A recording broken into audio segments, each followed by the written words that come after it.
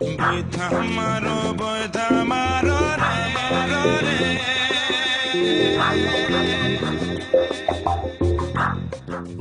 সেবে সেবে নৈৰ পাৰত এক আনন্দমুখৰ পৰিৱেশ।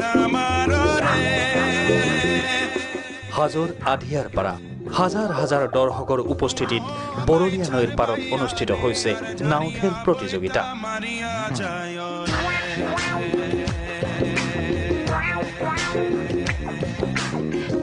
প্ৰতিযোগিতাত প্ৰথম আৰু দ্বিতীয় দলটোক নগদ ধন আৰু বঁটাৰে পুৰস্কৃত কৰে বিশিষ্ট সমাজসেৱী ইন্তাজুৰ ৰহমানে।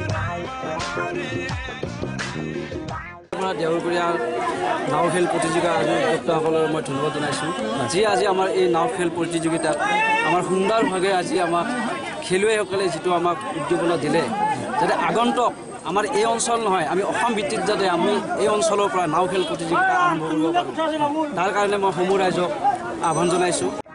গৌৰীপুৰ দুদিনীয়া কাৰ্যসূচীৰে আয়োজিত হৈছে নাও খেল প্ৰতিযোগিতা। সাতেৰ আলগা গৌৰাং নৈত অনুষ্ঠিত হৈছে নাও খেল প্ৰতিযোগিতা।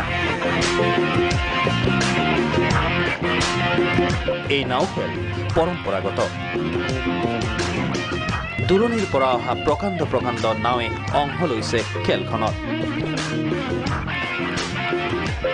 নাও খেলখনক উপলক্ষ কৰি বিভিন্ন সা সামগ্ৰীৰ দোকান পোহাৰ, এক মেলা সদৃশ পৰিৱেশ, প্ৰতিযোগীসকলৰ মাজত এক যুদ্ধংদেহী মনোভাৱ।